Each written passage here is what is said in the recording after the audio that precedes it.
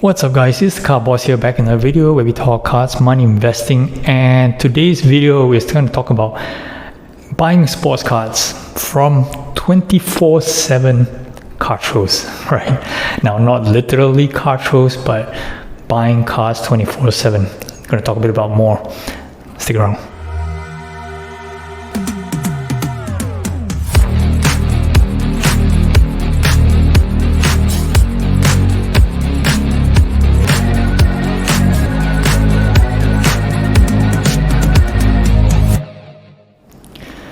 Okay, welcome back guys. So the title may be a bit deceiving, right? I'm not actually attending any 24/7 car shows. There isn't any 24/7 car shows, but as a full-time selling sports cars, right, I do my sourcing almost the entire day, right? My days, the majority of my hours are spent on sourcing and source from many sources. Okay, I used to only do from eBay and then Finex Collect, and now I have Goldin, I have Alt, I have MySlabs, I have Car Hobby, right, which I'm going to talk a bit extensively in this video. It's insane, okay? And the totality, all right, my week basically on buying cars, it's almost running on 24/7. Okay, so let's get started and let me explain. Right, as you guys know, eBay, you guys are familiar, right? Lots and lots of auctions every day. I set my filters, okay, for basketball cards that's $50 and above, auctions only, okay, both raw and graded. And that alone, at any one point in time, okay, you can try it out if you don't believe me, $50 and above, auctions only, okay, about 28 to 29,000 cards at any one point in time. Okay, and throughout the day you have many cards ending. There'll be some cards that's priced to be no bids and things like that. But every day from eBay alone, right, I go through roughly about close to maybe I would say about 1,000 cards per day that ends on auction. Some cards, I'll just flick it through really quickly, but eBay is basically 1,000 cards a day, and that typically preparation for eBay auctions takes me roughly to about 2 to 3 hours per day, right? Even for cars that I'm interested in, I need to look up comps, strategize how much I want to bid, whether or not is it worthwhile buying. So all that work has to go in, not just about scrolling, looking at cars that I like and then just click on the bid. So eBay itself takes about 2 to 3 hours of work. Okay, so we talk about eBay, so that's a daily thing, right? 2 to 3 hours a day. What about the rest, right? So we'll talk about Finex Collect. So between Finex Collect, Alt, Goldin, they have their weekly auctions, right? So Alt and Goldin falls on Thursday nights. Finex Collect falls on Sunday nights. MySlabs has auctions that falls on Friday nights, but not so much. They don't have that many good stuff. But basically, between these three, right, each of the weekly auctions for basketball alone roughly got about maybe 2 to 300 cars that I'm interested in. And unlike eBay, right, I don't set any filters for the weekly auctions. For these three auction houses, I generally want to go through every single thing that they have and just to have to strategize again, right? It's not just about checking the comps for the cards, of course checking whether or not something that I want to acquire to sell, whether it's a great worthy, maybe some raw cards, need to see the condition, right? Also I gotta do the math, right? With each of these auction houses, the calculation's a bit different, right? There is buyer's premium for all three. Okay, Alt and Finex Collect has 20% buyer's premium. Goldin has a 22% buyer's premium.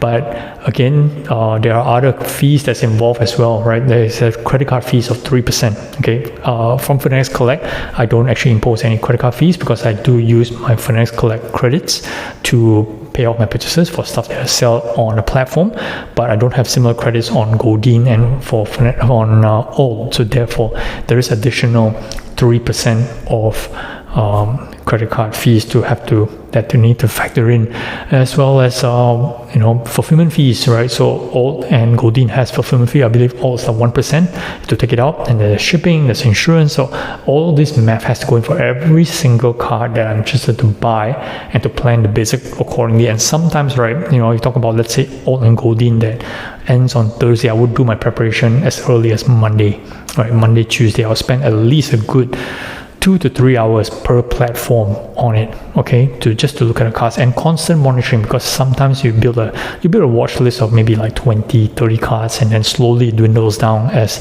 the prices go outside where you want to buy.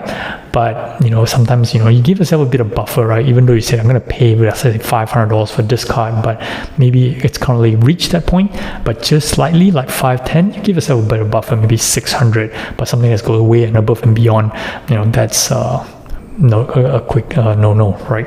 So that alone occupies a chunk of my time as well during the week. Lots of preparation in addition to the eBay I mentioned earlier. And most recently, I got started on Card Hobby, okay, out of China. Now, this is another interesting one. For you guys that are based in the US, your eBay auctions ends at roughly between 8:30 Eastern to about 12 midnight Eastern, right, Pacific time, plus 3 hours and things like that. So for me, so happened in Malaysia, it's a 12-hour reverse clock. So it's 8:30 Eastern for you, 8:30 p.m. Eastern for you. It's roughly about 8:30 a.m. for me.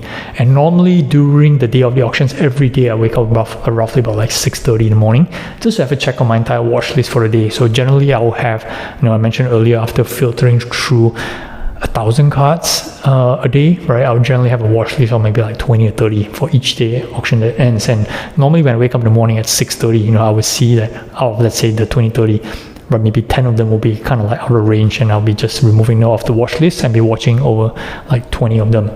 And I do actually go back to the filters and look again at some of the stuff for the day, for that morning that was going to close between that time period, because certain things that may have escaped my filter or flicked too quickly, or my eyes tired and stuff like that.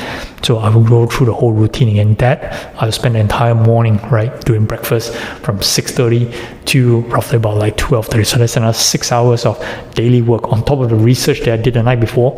So you can imagine that 6 hours of work that goes in off and on, a couple of coffee breaks and stuff like that. But yep, that's eBay, right?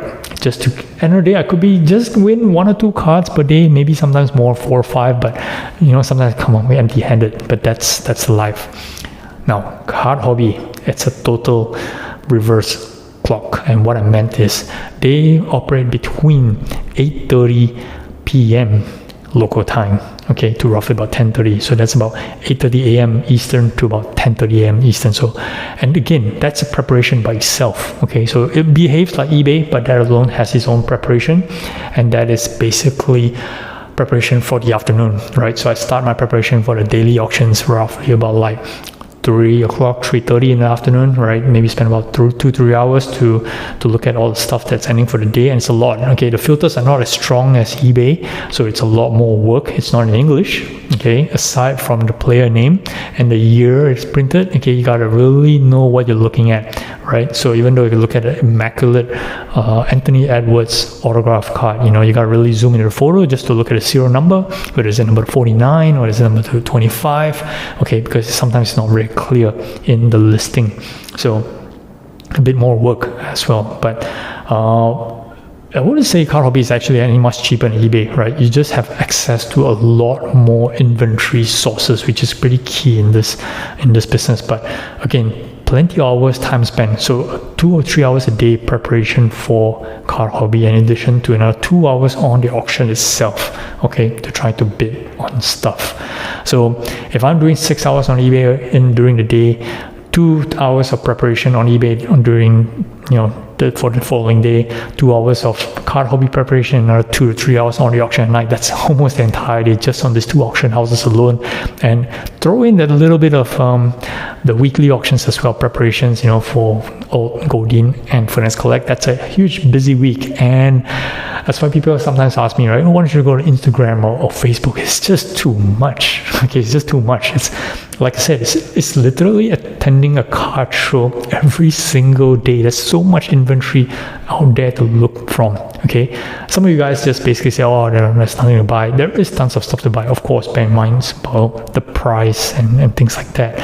But if you put in the time, you put in the work, I know some of you can't because you guys got full-time jobs, but this is my job, right? So I'm just sharing with you guys that, it is, if you want to really get the best in terms of the products, best things you can, or the best deals you can, there is this much of hours and this much of work that you need to do. So It's like attending a car show, right? Except it's on the seat here. All right, that's all I got for this one. Hope you guys enjoy this episode. Do like, subscribe, follow my channel. Till next one. Thanks for watching, guys. Cabos out.